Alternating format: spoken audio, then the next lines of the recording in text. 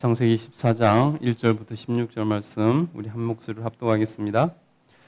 당시 시날 왕 아므르아벨과 엘라살 왕 아리옥과 엘람 왕 그돌라오멜과 고임 왕 디달이 소돔 왕 베라와 고모라 왕 비르사와 아드마 왕 시납과 스보임 왕 세멜벨과 벨라 곧 소알 왕과 싸우니라. 그들이 다 시딤 골짜기 곧 지금의 여매에 모였더라. 이들이 12년 동안 그돌라오멜을 섬기다가 제13년에 배반한지라. 제14년에 그들이 그돌라오멜과 그와 함께한 왕들이 나와서 아스드롯 가드나임에서 르바 족속을 함에서 스부 족속을 샤웨 게하라임에서 엠 족속을 치고 고리 족속을 그 산 세일에서 쳐서 광야 근방 엘바란까지 이르렀으며 그들이 돌이켜 엠비스밭 곧 가데스에 이르러 아말렉 족속의 온 땅과 하사손 다말에 사는 아모리 족속을 친지라. 소돔 왕과 고모라 왕과 아드마 왕과 스보임 왕과 벨라 곧 소알 왕이 나와서 시딤 골짜기에서 그들과 전쟁을 하기를 위하여 진을 쳤더니 엘람 왕 그돌로멜과 고임 왕 디달과 시날 왕 아므라벨과 엘라살 왕 아리옥 네 왕이 곧 그 다섯 왕과 맞으니라. 시딤 골짜기에서는 역청극동이가 많은지라. 소돔 왕과 고모라 왕이 달아날 때에 그들이 거기 빠지고 그 나머지는 산으로 도망하며 네 왕이 소돔과 고모라의 모든 재물과 양식을 빼앗아 가고 소돔에 거주하는 아브라함의 조카 롯도 사로잡히고 그 재물까지 노력하여 갔더라. 도망한 자가 와서 히브리 사람 아브라함에게 알리니 그때에 아브라함이 아므리 족속 마므레의 상수리 숲을 근처에 거주하였더라. 마므레는 에스골의 형제요 또 아넬의 형제라. 이들은 아브라함과 동맹한 사람들이었더라. 아브라함이 그의 조카가 사로잡혔음을 듣고 집에서 길리고 훈련된 자 318명을 거느리고 단까지 쫓아가서 그와 그의 가신들이 나누어 밤에 그들을 쳐 부수고 다메섹 왼편 호박까지 쫓아가 모든 빼앗겼던 재물과 자기의 조카 롯과 그의 재물과 또 부녀와 친척을 다 찾아왔더라. 아멘. 네, 오늘도 하나님 앞에서 하루를 시작하는 여러분에게 하나님의 풍성한 은혜가 함께 하시기를 간절히 축복합니다. 아멘. 예, 오늘 본문은 아브라함의 조카 롯이 전쟁에 휘말려서 잡혀간 그러한 내용입니다.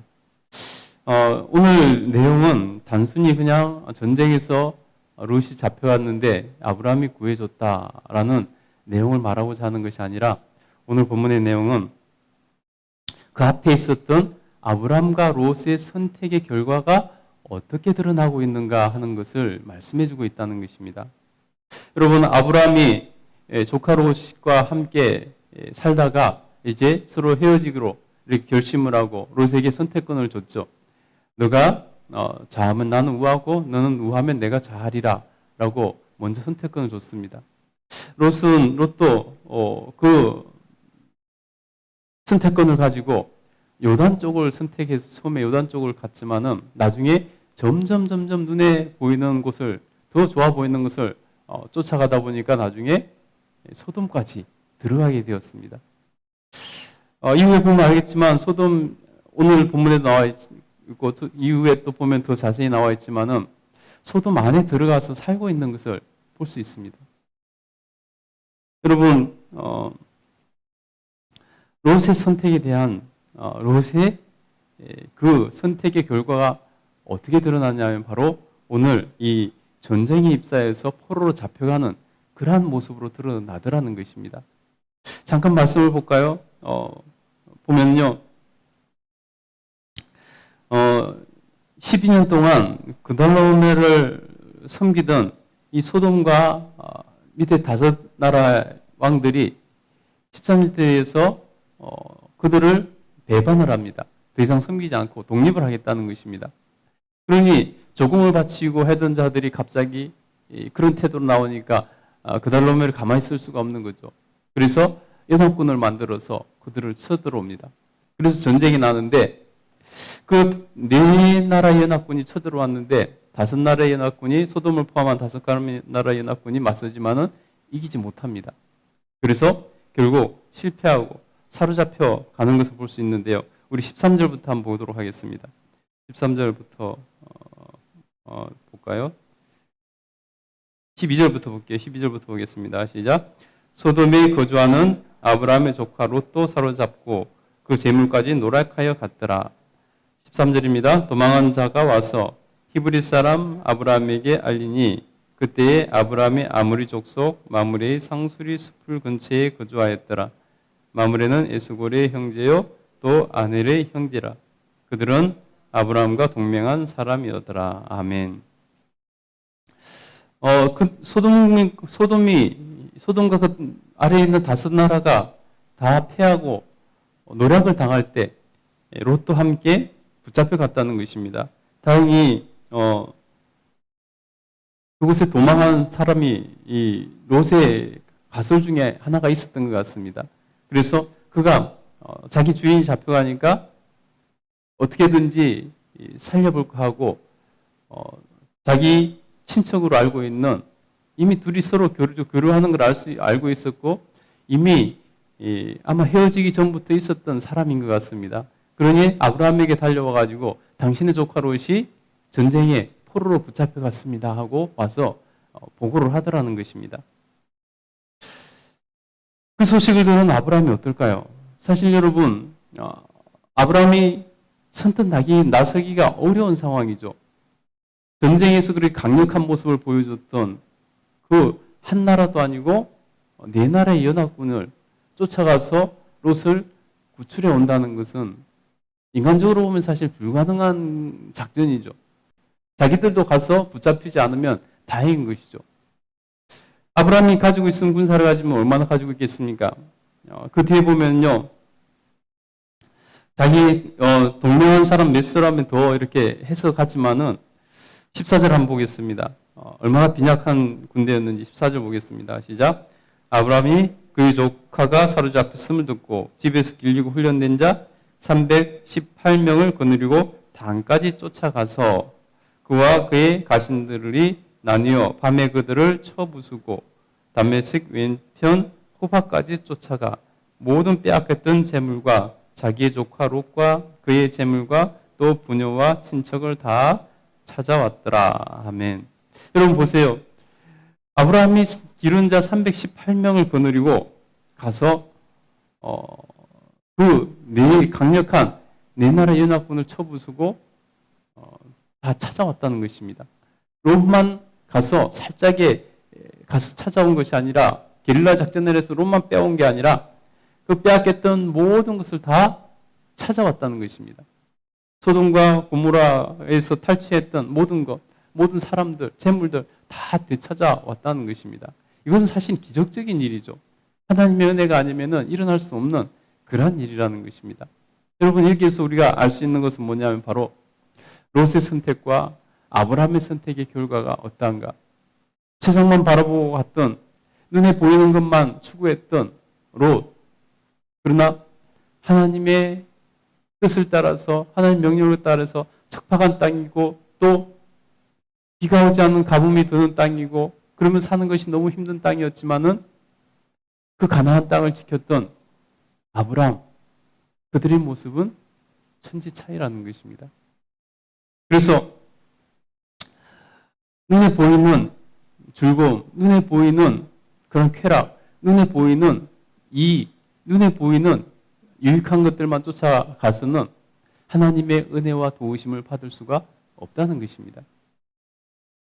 결국 포로로 잡혀가는 이런 신세가 된다는 것입니다.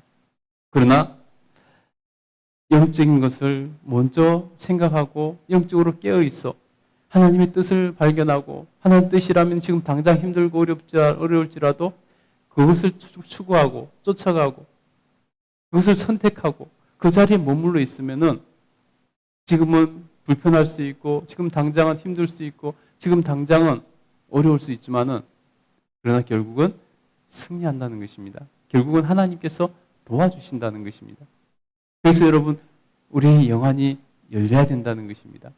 그래서 우리가 하나님 뜻을 알아야 된다는 것입니다.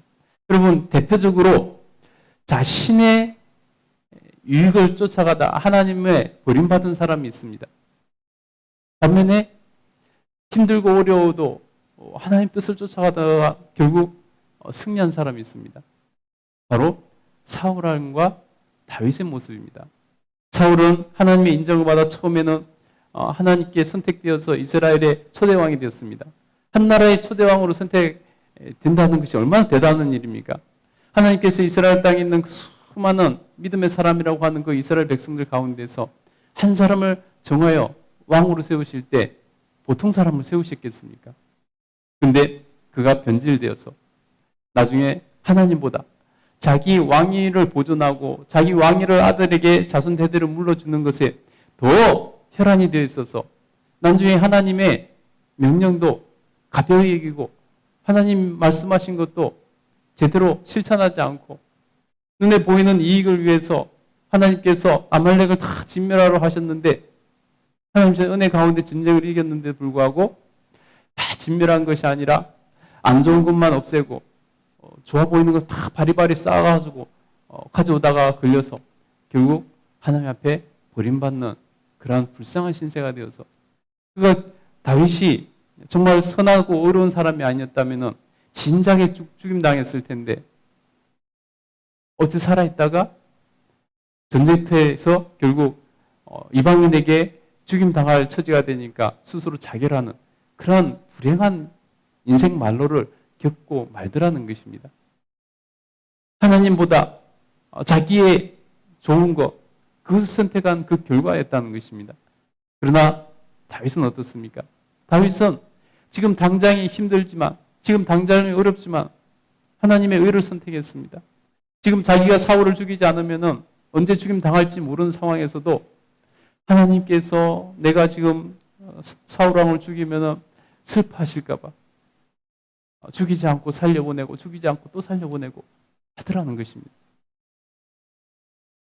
지금 당장은 힘들었지만 혹시라도 붙잡히면 죽임 당할 수 있지만 먼저 하나님을 생각하고 하나님께서 기뻐하시는 것을 선택했더니 결국 그는 이스라엘 역사상 가장 위대한 왕으로 하나님 앞에 쓰임받고 들림받더라는 것입니다. 여러분, 우리가 하나님 앞에서 오늘 선택이 내일의 삶을 결정하고 오늘 선택이 하나님의 은혜를 결정한다는 것 여러분 꼭 기억하시기 바랍니다. 지금 당장에 불편하고 당장에 힘든 것이 중요한 것이 아니라 이것이 하나님의 뜻이고 이것이 하나님을 기쁘시게 해드리는 것이고 이것이 하나님이 원하시는 것이고 이것이 하나님께서 나를 위한 것이라는 것을 안다면 여러분 그 자리를 선택하시고 그 길을 선택하시고 여러분 그 결정을 여러분 선택할 수 있게 되기를 간절히 축복합니다. 그래서 여러분이 하나님과 동행하시고 하나님의 놀라운 은혜를 받아 누릴 수 있게 되기를 간절히 기도하겠습니다.